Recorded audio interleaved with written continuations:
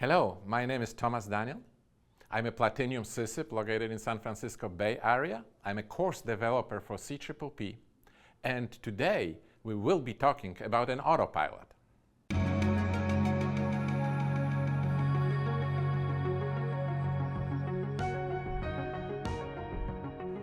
Not just any autopilot. The DFC90 Autopilot, some people call it a Mozart of autopilots. But you know, Mozart also has had some trouble. Let's see, here he is showing his latest music to Emperor Joseph II. And let's hear what the emperor has to say about it. And there are simply too many notes. Too many notes. Mozart had too many notes. The DFC90 Autopilot has too many buttons. And if you stay with me, I will explain which ones you may use very rarely, which ones you may use occasionally, and which ones you will never use, or at least shouldn't use. We will start with the autopilot button. Well, you ask me, how can I possibly use an autopilot if I don't have an autopilot button? Well, this is because the DFC90 is smart. When you press a heading button, when you press a nav or altitude holds, it figures out. You do that because you want to engage the autopilot, so it does it for you. You do not have to explicitly engage the autopilot by pressing the AP button. That is why this one gets a third place, a bronze medal in the useless buttons of the DFC90 Autopilot. Well, why is it third place? Why is it not the first place? Because there are very rare situations where you can actually may need to use it. First, if you switch off the autopilot by pressing the red button, and just on the side, if you do press the red button, please press it twice. If you press it once, you're going to hear beeping, beeping, beeping, beeping, beeping 16 times. Your passengers will go crazy. Press it twice. If you do that, both flight director and the autopilot go off. If you press the AP button, flight director remains, but the autopilot goes off. Is it useful? I never had a chance to use that feature.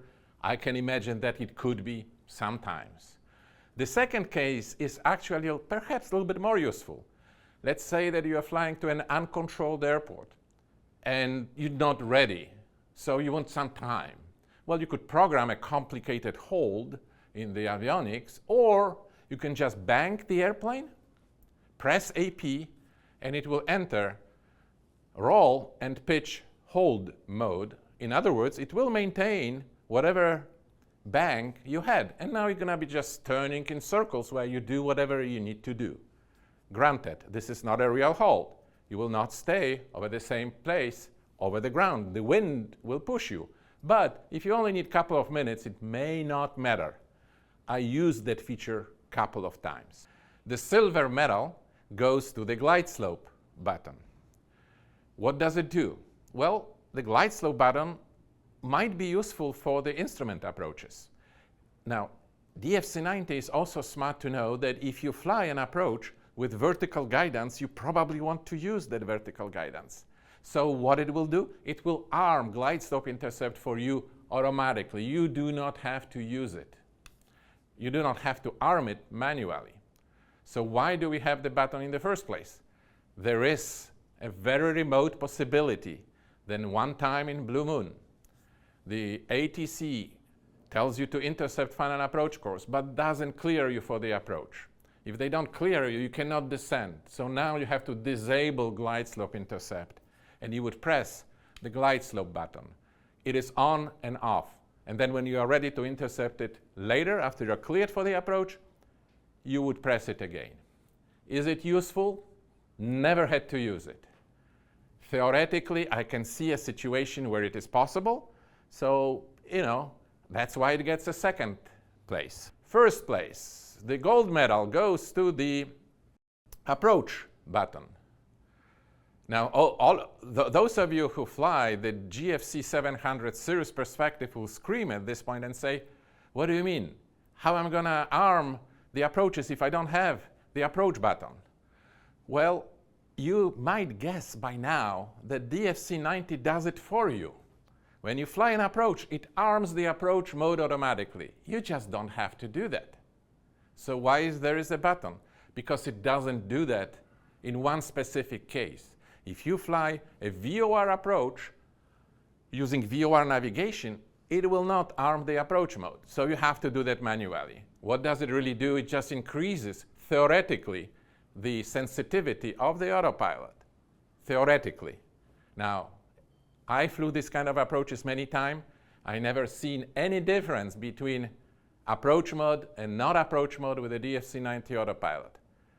Therefore, first place goes to the approach button as something that you probably never going to use.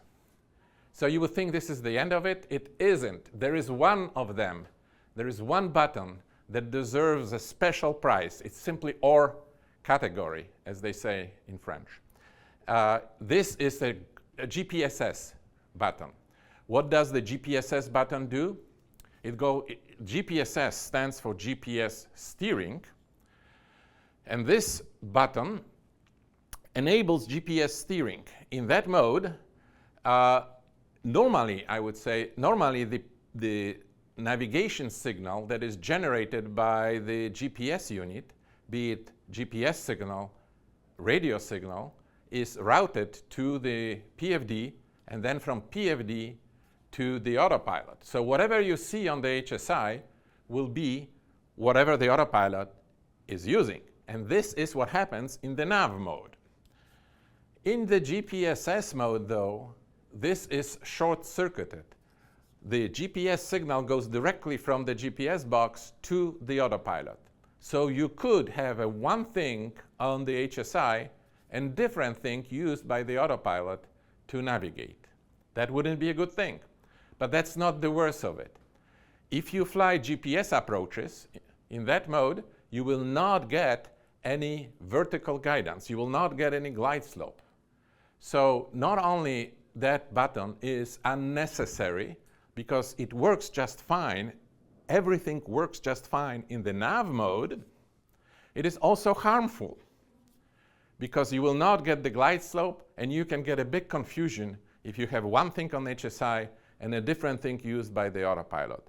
So my recommendation is grab a big sticker, do not use, and put it on the GPSS button of DFC90. You may ask, so why did they do that in the first place, that thing? Well, they did that because the DFC90 is a slide-in replacement for the STEC55X, the autopilot that was installed in original Cirrus airplanes. And that autopilot had to have GPSS button. It was designed well before GPS even came online. So it wasn't really ready to accept GPS signals. Therefore, there was a workaround to actually use the GPS signals directly by the autopilot. If you don't believe me, look at the faceplate of the STEC3100 autopilot and tell me if you find the GPSS button over there. That autopilot is more modern and doesn't need that hack. If you don't believe me, look at the DFC100 autopilot. That autopilot is what is installed in the Avidyne R9 systems, and instead of the GPSS button, you will see the VNAV button. The DFC100 was actually designed before DFC90.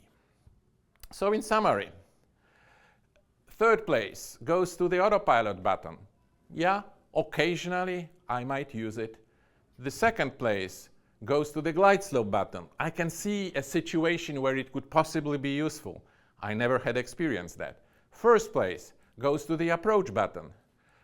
I don't see a situation where you would actually want to use that one, but the prize behind all prizes goes to the GPSS button. That one, you may never use it. DFC90 Autopilot is a little bit like Mozart music. And there are simply too many notes. Thanks for watching. I hope it was helpful. I am Thomas Daniel, and I hope to see you at the COPA forums, or even better yet, at one of the future CCCCs.